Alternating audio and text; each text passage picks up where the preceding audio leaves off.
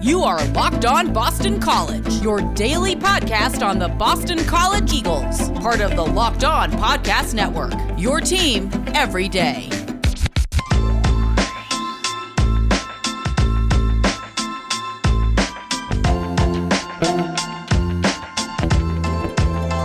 Hello and welcome to Locked On Boston College. This is AJ Black. On today's show, we're going to jump back into the schedule and look at two more games for Boston College football that we're going to preview, which will be Virginia Tech and Georgia Tech. We'll look at both of those games and give Boston College's odds of winning those games and look at the pros and cons of both of those teams. Before we kick things off, let me just remind you that today's show is brought to you by RockAuto.com. Amazing selection, reliably low prices, all the parts your car will ever need. Visit rockauto.com and tell them that Locked On sent you. Now, there were really no news on Monday. Boston College had another practice. There were no video of the press releases or anything about today's practice. I'm not sure if they actually had it or not. But the big piece that we're going to talk about today, it doesn't have to do with the news since it was a quiet weekend, quiet week in terms of like Boston College news. I wanted to address one of the biggest college football news of the weekend that did impact kind of Boston College because he was a coach of a Boston College foe for a while, and that was the death of Bobby Bowden, who died this weekend at the age of 92. Now, if you were a child of the 90s and sometimes some of the 80s, you remember what Bobby Bowden meant to football. This was a guy that won and that brought, a lot of prestige. He brought that swagger to Florida State, right? And, when they took the field, when you saw that spear on their helmet, you knew that they were a program that team was going to drop points on you. That was the times of Charlie Ward, Peter Warwick, and some of those really, really good teams back in the 90s. And Bowden was a big one. He was a big coach that really defined Florida football. He brought the rivalry back with the Gators.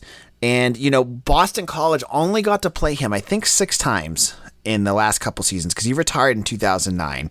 And they kind of got to see the tail end of Bowden. But, his legacy and what he brought to college sports can't be denied.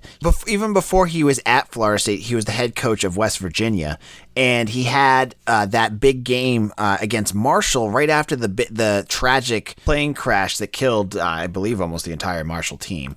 Now, they had one more game left in that season, Marshall did, and Bowden petitioned the NCAA to allow them to wear Marshall's jerseys and play their final game for them, but the NCAA said no. Instead, he had his players add green crosses and MU to their helmets. He later said that Marshall wanted him to be their next head coach because they were so moved by that choice. But in 76, he ends up at Florida State, and he won 2 national championships in 93 and 98-9 with 28 consecutive bowl appearances. They were 14 straight seasons ending up in the AP poll. He was right there neck and neck with Joe Paterno as one of the best coaches of all time. And I know Paterno is not on that list anymore, or he may be. I don't even know where that story is anymore.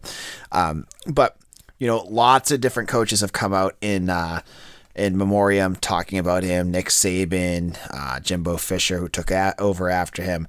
It's a big loss. He was 91 years old, great coach that really did a lot for the school and put Florida State on the map. Rest in peace, Bobby Bowden, and thank you for really doing a lot for college football and really being an ambassador to the sport.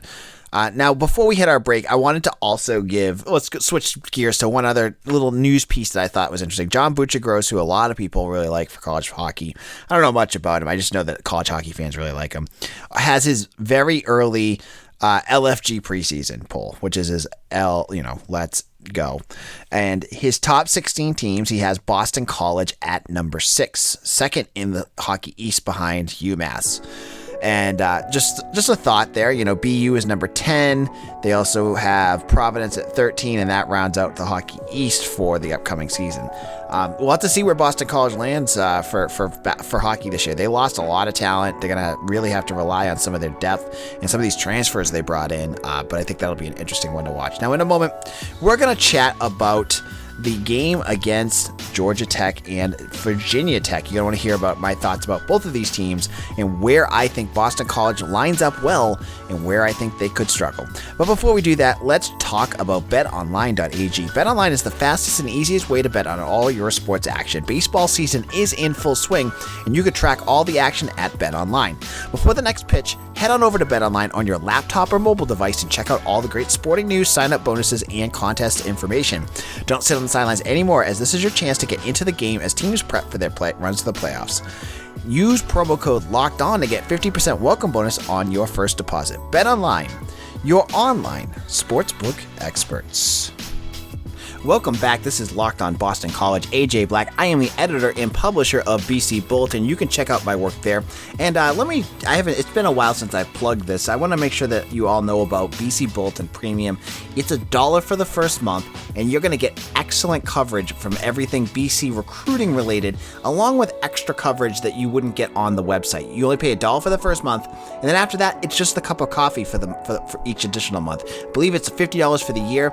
You get access to my work. You get access to my Discord channel where you can talk to me directly. I talk to a lot of my fans and readers on there about all sorts of stuff. You get access to our premium boards, SI All-Americans, scouting reports. You get all sorts of goodies. I mean, it is the best value in college sports. All you need to do is go to bcbulletin.com and hit that subscribe button and check it out. And if you do, head on over to Twitter and at me on Twitter, because I love to send out Ric Flair GIFs all the time when I get new subscribers. I've been bad about it recently, but if I get one and you send it to me, I'll Ric Flair you a woo from all the way in Boston. But we're going to talk now. We're talking about the upcoming season and an interesting stretch. We talked about Louisville and Syracuse last week. Now we're going to talk about Virginia Tech and Georgia Tech. So 2 coastal games in a row. Now we're going to start off by talking about Virginia Tech, and this is a game that Jeff Hafley has to have scheduled on his calendar for a couple different reasons. First of all, the game is the red bandana game. I believe it's been announced already. I think there's been some leaks online that have shown that this is a Friday night game. It's going to be a red bandana game. And in terms of having a game, if you're in the boat where you want the red bandana game to happen against a marquee opponent, Virginia Tech's about as good as it's going to get. They're always a good school, and I don't think we've played them on a red bandana game. So it's a Friday night game. It's ESPN2. And this is also, so that's obviously a game of importance for Hafley, but it's also a piece for him because he's going to want to get some measure of revenge for last year, where BC got smoked by Virginia Tech 40-14 in Blacksburg. This is a game where Virginia Tech, I believe, ran for something around 400 yards. Hendon Hooker and Khalil Herbert and Rakim Blackshear just absolutely shredded BC's defense. This was the first time that we saw BC's defense just look absolutely out of their league. Virginia Tech looked fast. They ran a lot of option plays and, draws that just BC's team was not fast enough. But you turn the page now and everything has changed for Virginia Tech. Virginia Tech 2020 was a roller coaster year for them. And I've talked about how down of a year it was for the program. Justin Fuente, their head coach, had a tough year last year where they finished 5-6. But, you can look at bad losses and you can look at, they lost to Wake Forest. They lost badly to Pitt. They did not look in the same class as Clemson, so they played some good teams. They almost beat Miami. But, the issues come with the coaching, and I'm not going to get into all the Virginia Tech fans and what they think of Fuente, and I know a lot of them are not big fans of his style. But look back to that Liberty game. Liberty, a team that, was good last year, comes in and what ends up happening at the end of the game, Liberty goes for a 59-yard field goal, and it looks, the guy misses by a mile, and Virginia Tech's, one of their, I think it's Jermaine Waller, returns it 59 yards for a touchdown that looks like it's going to be a stunning win for Virginia Tech. But Fuente had called a timeout, and he insists that it was to get the field goal block team organized. But for anyone watching, it really did look like he was doing it to try to ice a kicker on a 59-yard field goal attempt. What ends up happening from there, Liberty gets the ball. They complete it to move it to the 33-yard line, and with 5 seconds left, Virginia Tech goes to prevent defense for some reason, and Virginia Tech and Liberty wins on a 51-yard field goal after they just moved the ball down the field. Total loss on Justin Fuente, and one of those moments where you just see a coaching career go down.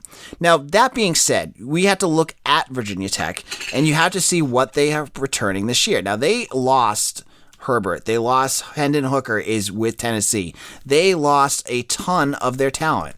Now, what are they going to be bringing back this year? What is a name that you want to watch for? The quarterback you're going to want to watch for is Braxton Burmeister, who is a fast, speedy, smart quarterback, but is he going to be enough to win games for Virginia Tech? Now, they have talent all over the field again, and they're right there. I mean, people are believing this team can turn it around this year. So this is a perfect game for Boston College to show their moxie. This is, we had NC State as a 50-50 game. You have to mark this one down as well, because Virginia Tech will be able to do things against BC's defense. They're going to have some of those weapons. Blackshear's back. They're going to have some of those weapons out front where they can make moves against BC and hopefully get points, from their end. If you got a speedy quarterback, that's going to be tough for Boston College to stop. But you have to, it's one of the trappings of predicting games this far out is that, as I've said this before, is that sometimes you miss on something big. Like something could happen between now and then that completely changes the course of the season. And one of the things I've predicted all along is that this is the year Justin Fuente gets fired.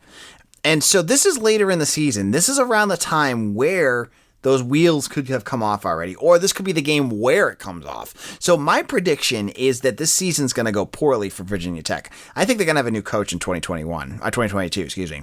And my thought is this is going to be a game for Boston College where they can get the Hokies, they get them at home, they get them during the Red Bandana game.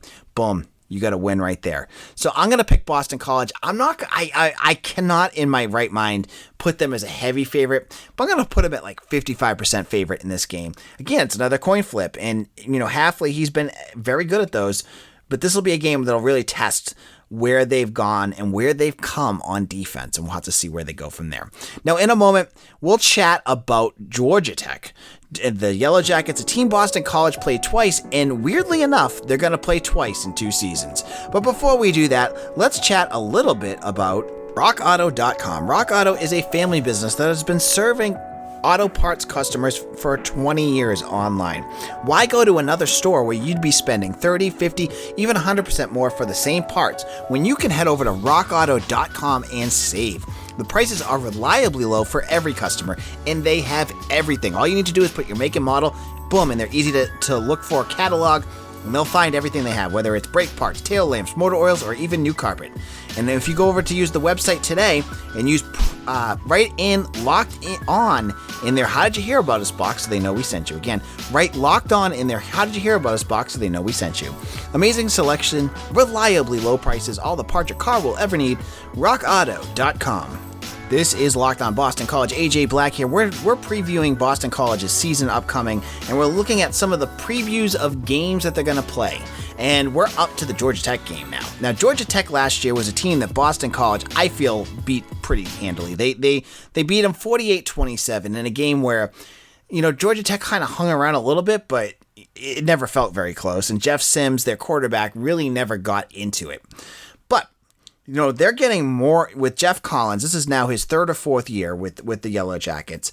They're getting more and more of his guys into their system, and they're starting to find their comfort zone in the ACC. And there's a reason. Last week when I was on Locked On ACC, cheap plug with Candace Cooper, I went into my podcast. She asked me to think about what team could be a surprise team in the ACC, and I have to take off my maroon and gold sunglasses sometimes, and I was going to say Georgia Tech because that was an interesting one. I ended up saying Florida State, but there was a reason why I thought Georgia Tech could do that. They have some real talent there. Jahmyr Gibbs is possibly, he could turn into one of the best running backs in the ACC. And with Jeff Sims there, that's 2 players you can build a winning program around. You obviously need talent everywhere else, but I like Sims. I think he's a good quarterback, and I saw flashes of what he could do last year. He ended up pretty much playing like a freshman, but I think he's a guy that I could see developing. And I think Jeff Collins is the right coach to develop him. And he's just like Fuente. He's a coach that I hear a lot of Georgia Tech people are not big fans of.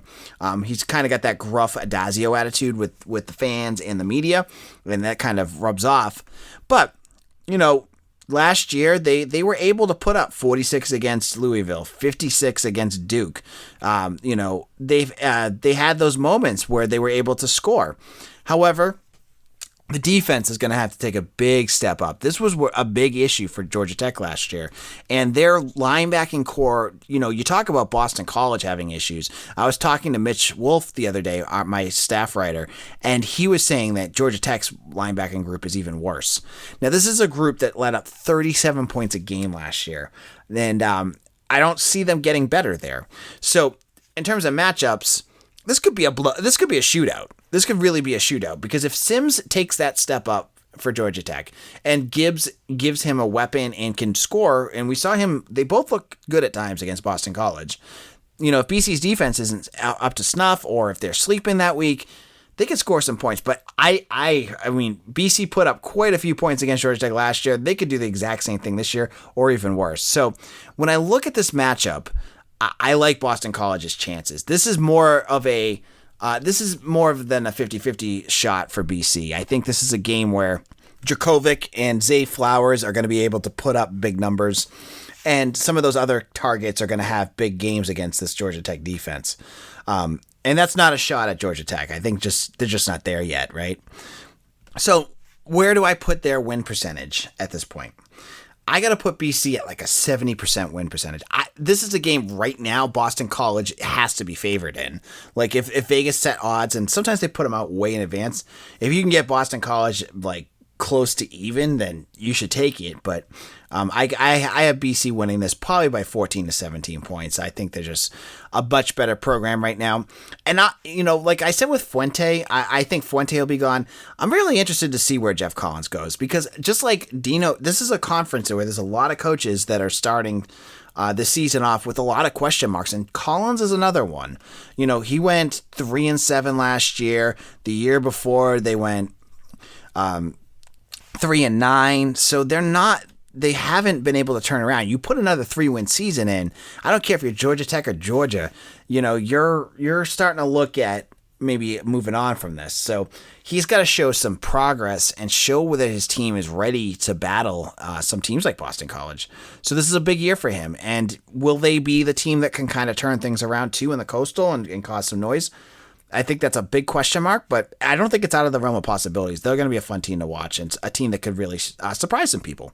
Now, we've almost plowed through this is the great part of having a daily podcast. I mean, I'm going through all these games. I'm going through, game by game and giving you analysis on each one and just a brief preview. I'm not going to give you everything right off the bat, because we'll get some of the experts in as we get closer to the season.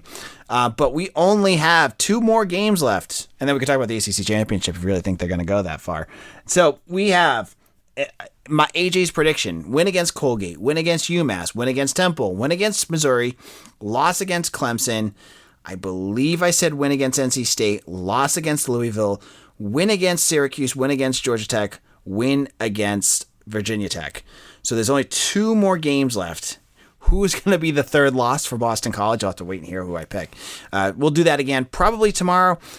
If there is more media coverage for tomorrow, as I've said, some people have been asking me, and what are we seeing at practice? So as I said yesterday, I haven't been able to go to practice yet.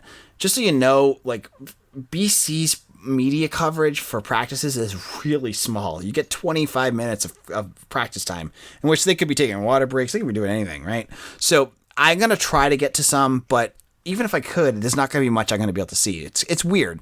Boston College is a system that they picked, and I'm not judging it. That's what they want to do.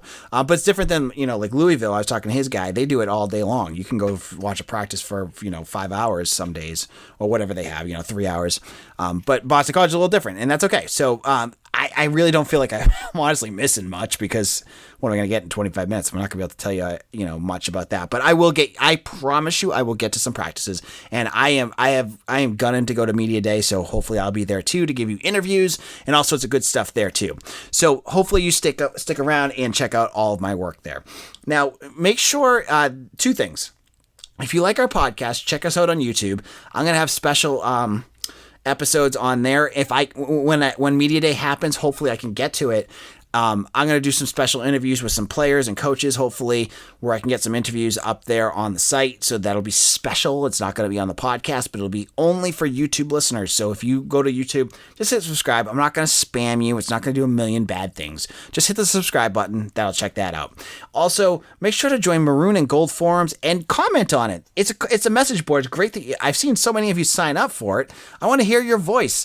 Go over to the introduction post. Say hello. Say, there's a million different things. I'd love to hear what you have to say about Boston College's season, some of the news coming up, and sign up on there. It's free. It's a lot of fun too, so check that out.